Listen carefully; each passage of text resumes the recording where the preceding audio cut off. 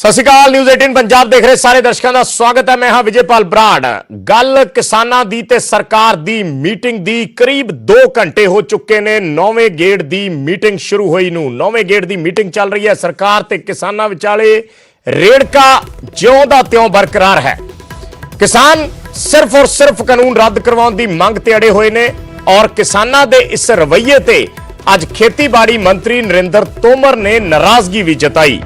नरेंद्र तोमर ने कहा कि किसान एक भी कदम अगे नहीं वध रहे अपनी गल तो, पर सरकार कदम ते कदम पुट रही है। सरकार मन चुकी है किसानां दियां कई मंगां। सुप्रीम कोर्ट कानूनां ते रोक लगा चुकी है। यह कहना है नरेंद्र तोमर दा। उन्होंने कहा है कि जदों कानूनां ते ऑलरेडी रोक लग गई है तो हुण सिर्फ अगे सोध दा रस्ता बचदा है और हुण सिर्फ कानूनां च सोध दी चर्चा होनी चाहिए है। नरेंद्र तोमर वालों किसान आगुआं नूं मीटिंग दे विच कहा गया है और नरेंद्र तोमर ने यह गल जोर दे के अज मीटिंग दे विच कही कि किसानां नूं भावें बुरी लगेगी उन्हां दी गल या वो कहना नहीं चाहते सी, पर किसान अपनी गल तो एक कदम भी अगे नहीं जा रहे। नरेंद्र तोमर ने कहा कि सरकार कई कदम अगे पट चुकी है, कई सोधां दी गल कर चुकी है, कई सुझाव दे चुकी है, किसानां नूं कई रस्ते तलाशण दी गल कर रही है, पर किसान सिर्फ और सिर्फ अपनी मंग ते अड़े हुए ने।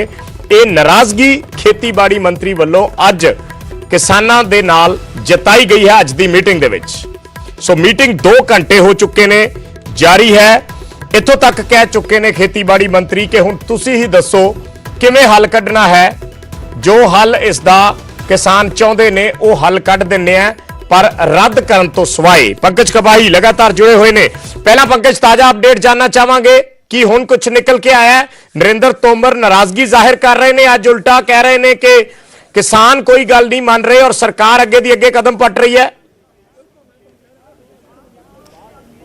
देखो विजयपाल, इस वेले जरूरी वस्तु एक्ट नूं लैके चर्चा जी की जा रही है। पीयूष गोयल फायदे जोड़े ने उसके गिना रहे हैं और ये भी कह रहे हैं कि जरूरी वस्तु एक्ट नूं लैके अगर कोई खामियां नज़र आंदियां तो असीं उहदे ते पॉइंट टू पॉइंट चर्चा कर लेने। उन्होंने पीयूष गोयल ने इस गल का भी जिक्र किया कि जो लगातार किसानों को इस गल का खदशा है कि FCI खत्म हो जाएगी। FCI किसी भी तरीके दे नाल खत्म नहीं होएगी, FCI कमज़ोर नहीं होएगी, FCI अगे नालों ज़्यादा मजबूत होएगी, क्योंकि जरूरी वस्तु एक्ट नूं लैके लगातार ये चर्चावां चल रही हैं कि वड्डे कोल्ड स्टोरेज खुल जाएंगे और जदों जमाखोरी ते जिहड़ी है पूरी तरीके नाल रोक हटा दी गई है तो फिर इस दे नाल जमाखोरी वधेगी। इस दे नाल जिहड़े वड्डे इंडस्ट्रीयल ने वो जरूरी कोई भी अगर वस्तु है उसनूं पहलां कोल्ड स्टोर कर लैणगे, खरीद लैणगे और उस तो बाद अपने रेट के हिसाब नाल जिहड़ा वै वो वेचणगे। इस गल का भी जिक्र जिहड़ा वै वो किया जा रहा है और लगातार इस गल नूं लैके चर्चा चल रही है। हुण तस्वीरां मैं अंदर दियां दिखाना चाहूँगा। विज्ञान भवन के बाहर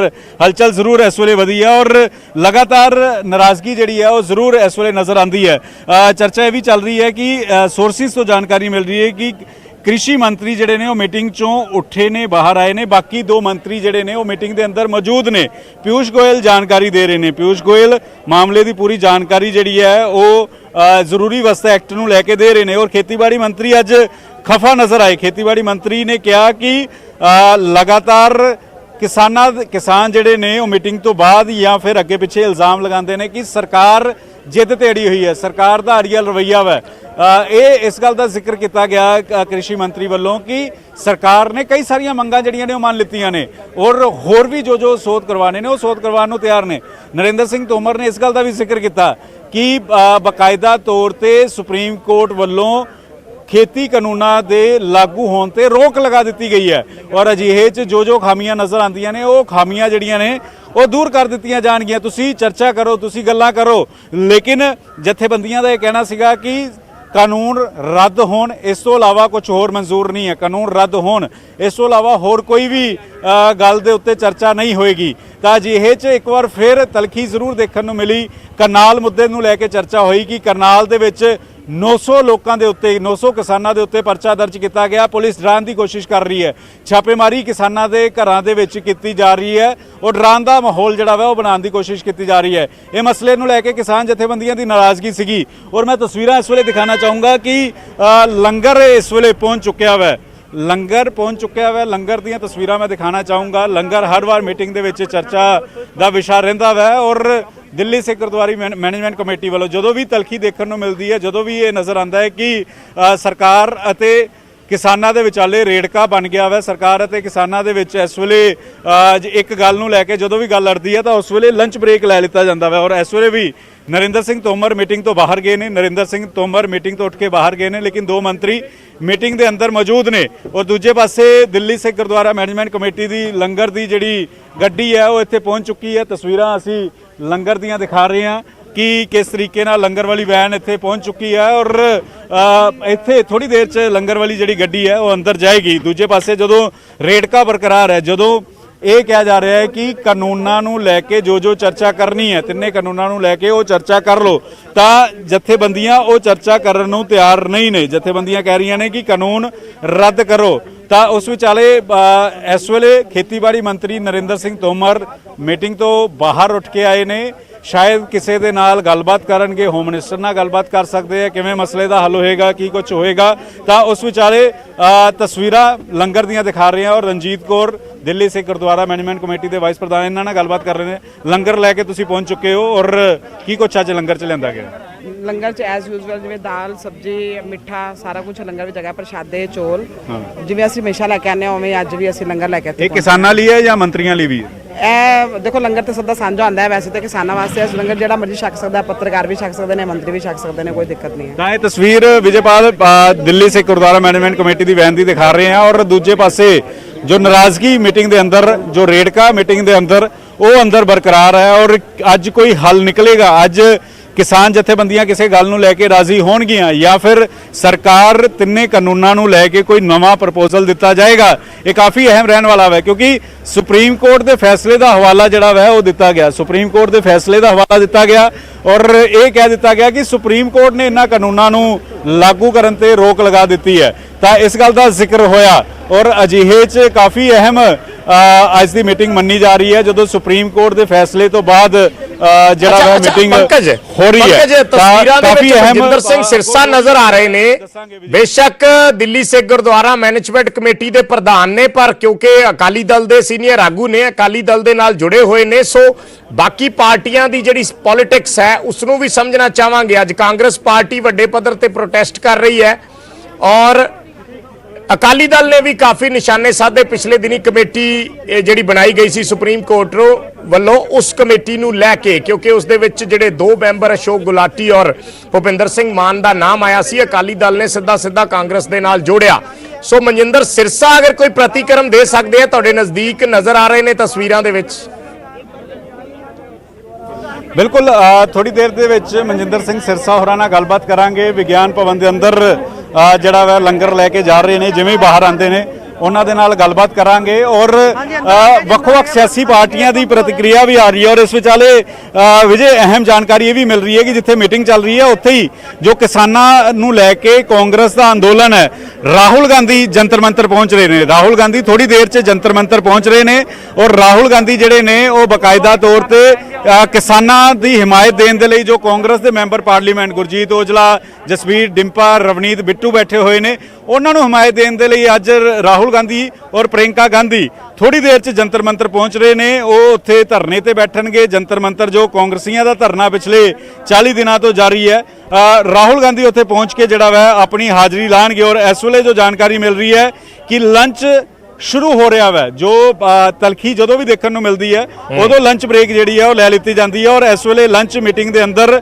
ਸ਼ੁਰੂ ਹੋ ਚੁੱਕਿਆ ਵਾ। ਲੰਚ ਬ੍ਰੇਕ ਜਿਹੜੀ ਹੈ ਉਹ ਮੀਟਿੰਗ ਦੇ ਅੰਦਰ ਲੈ ਲਿੱਤੀ ਗਈ ਹੈ। ਅੰਦਰੋਂ ਜਾਣਕਾਰੀ ਇਸ ਵੇਲੇ ਅਹਿਮ ਮਿਲ ਰਹੀ ਹੈ। ਵਿਜੇ,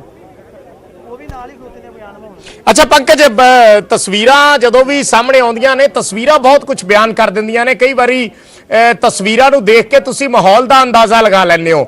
ਜੇ ਮੈਂ 7ਵੇਂ ਦੌਰ ਦੀ ਮੀਟਿੰਗ ਦੀ ਗੱਲ ਕਰਾਂ, 8ਵੇਂ ਦੌਰ ਦੀ ਵਿੱਚੋਂ ਛੱਡ ਦਈਏ, ਅੱਜ 9ਵੇਂ ਦੌਰ ਦੀ ਹੋ ਰਹੀ ਹੈ। 7ਵੇਂ ਦੌਰ ਦੀ ਜਿਹੜੀ ਮੀਟਿੰਗ ਸੀ ਉਸ ਮੀਟਿੰਗ ਦੇ ਵਿੱਚ ਜਿਹੜਾ ਮਾਹੌਲ ਸੀ ਉਹ ਕਾਫੀ ਸੁਹਿਰਦ ਨਜ਼ਰ ਆਇਆ ਸੀ, ਆਪਾਂ ਕਹਿ ਸਕਦੇ ਹਾਂ ਥੋੜਾ ਸਕਾਰਾਤਮਕ ਨਜ਼ਰ ਆਇਆ ਸੀ। ਉਸ ਮੀਟਿੰਗ ਦੇ ਵਿੱਚ ਮੰਤਰੀਆਂ ਨੇ ਕਿਸਾਨਾਂ ਦੇ ਨਾਲ ਬੈਠ ਕੇ ਲੰਗਰ ਛਕਿਆ ਸੀ। ਉਸ ਤੋਂ ਬਾਅਦ ਬੜੀ ਕੈਜੂਅਲ ਗੱਲਬਾਤ ਕਰਦੇ ਵੀ ਜਿਹੜੇ ਮਿਨਿਸਟਰ ਕਿਸ ਤਰੀਕੇ ਦੇ ਨਾਲ ਦੇਖਦੇ ਹੋ ਜਦੋਂ ਇੱਕ ਕਮੇਟੀ ਬਣਾ ਦਿੱਤੀ ਗਈ, ਭੁਪਿੰਦਰ ਸਿੰਘ ਮਾਨ ਵੱਖਰੇ ਤੌਰ ਤੇ ਹੋ ਗਏ, ਭੁਪਿੰਦਰ ਸਿੰਘ ਮਾਨ ਨੇ ਕਮੇਟੀ ਛੱਡ ਦਿੱਤੀ ਔਰ ਕਿਸਾਨ ਜਥੇਬੰਦੀਆਂ ਕਹਿ ਰਹੀਆਂ ਕਿ ਸਾਨੂੰ ਇਹ ਕਮੇਟੀ ਜਿਹੜੀ ਆ ਮਨਜ਼ੂਰ ਨਹੀਂ ਹੈ। ਦੇਖੋ ਮੰਨ ਲਓ ਕੱਲ ਨੂੰ ਬੈਂਕਿੰਗ ਦੇ ਜੋ ਫਰਾਡ ਹੋਏ ਉਸ ਨੂੰ ਕਿਵੇਂ ਰੋਕਿਆ ਜਾਣਾ ਚਾਹੀਦਾ ਹੈ, ਉਹਦੇ ਵਾਸਤੇ ਅਗਰ ਇੱਕ ਕਮੇਟੀ ਬਣ ਜੇ ਜਿਹਦੇ ਅੰਦਰ ਵਿਜੇ ਮਾਲਿਆ ਹੋਵੇ ਔਰ ਜਿਹਦੇ ਅੰਦਰ ਨੀਰਵ ਮੋਦੀ ਹੋਵੇ, ਕਿਆ ਉਹ ਕਮੇਟੀ ਕਦੀ ਪ੍ਰਵਾਨ ਹੋ ਸਕਦੀ ਹੈ ਇਸ ਕੰਮ ਵਾਸਤੇ? ਇਸੇ ਤਰੀਕੇ ਇਹ ਉਹ ਕਮੇਟੀ ਆ ਜਿਹੜੀ ਪਹਿਲਾਂ ਹੀ ਆਪਣੀ ਰਾਏ ਦੇ ਚੁੱਕੀ ਆ।